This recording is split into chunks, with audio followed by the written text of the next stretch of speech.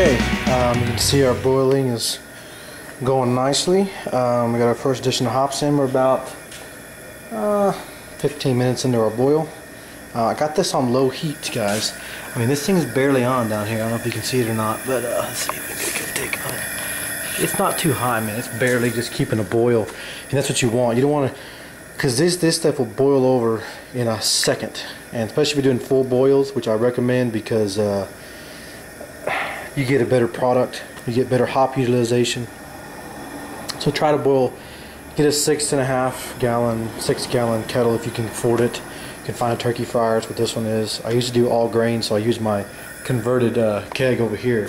But anyway, I just wanted to give you all an update on what I put in here as an additive. Oh, also, I forgot to mention earlier, these are awesome. Just a 50-cent spray bottle with some sanitizer in it.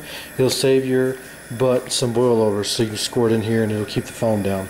So this will help boilovers too. If you start foaming up, get a spray bottle, spritz it, it'll go down, and stir it, and turn your heat down.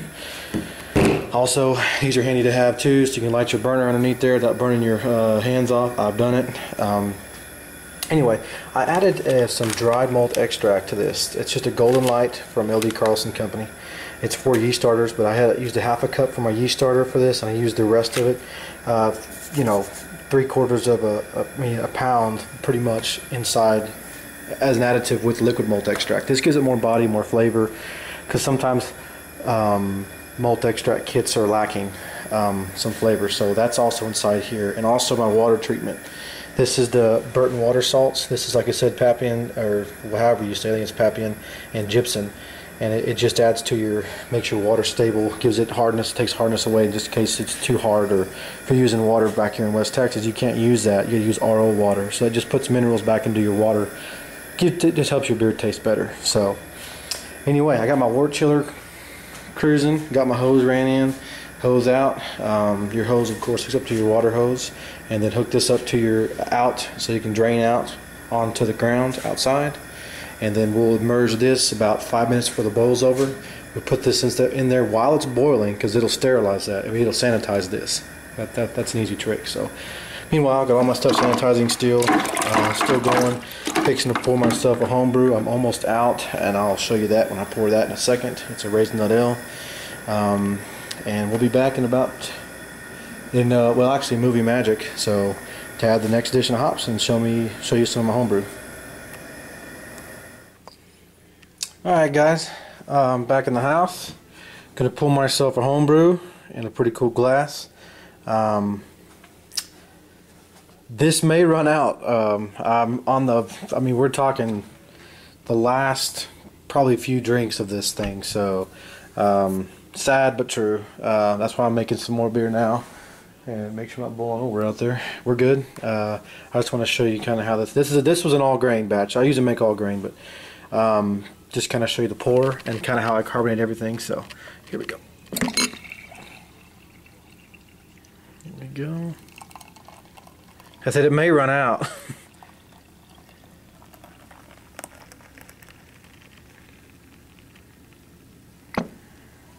Okay. Here we go. That's it. That was my last. This is my last brew.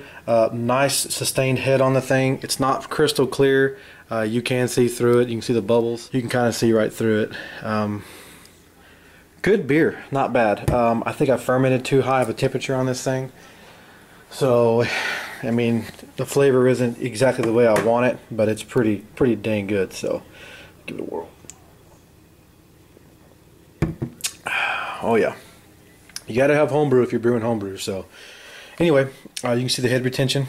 Very nice. That's very common in a all grain batch. You will have better head retention than you will from an extract kit. I found that a lot. So anyway, almost time for the second hop addition, and we'll be back in the garage. Okay, half the boil's up. We're gonna add the second addition of hops. 1 ounce. I wish you guys had smell-o-vision, because these smell amazing. Okay, I'm over it. Okay, so all we're going to do is simply just add these back into your nylon sack. These are pretty handy to have if you can get them. They're cheap. clean up a lot in your carboy. You have to put all your hops in your carboy whenever you ferment. So let's add these. Now watch your boil over.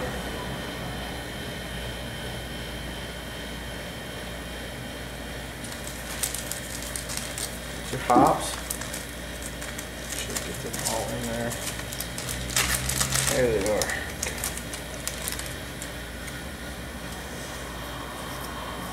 Put your sack back on the side there. Oh, this beer is going to be amazing, man. Pale Ale, Sierra Nevada clone. Okay, that's pretty much it. So we'll let it sit for another 30 minutes. And the last 5 minutes before that, we'll put our last 2 rounds of aroma hops and our immersion wort chiller in there. And we'll be right back. Okay, guys. 2 minutes left of the boil. We're going to add our 2 ounces of Cascade aroma hops. Here they are. Once again, I wish you could smell these things. They smell amazing. Okay, this is going to give us that aroma whenever you do your tasting test. You put up to your nose, you smell it. It's going to be amazing. Okay, these go right in the hatch, just like that.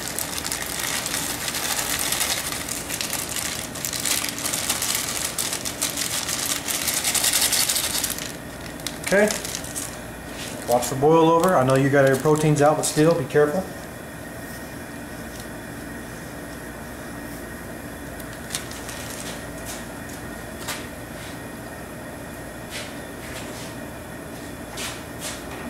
My spoon here. Just give it a little stir. Get these hops moved around. There's a lot of. When you pull this bag out, you're going to be surprised how much these pellets actually expand. There's a lot, so make sure and get all that utilized in there. It's just going to give you that smell, that real nice piney smell as your aroma hops the last few minutes of your boil. Now I'm going to also add my wort chiller in here now, immersion wort chiller. That looks like good beer.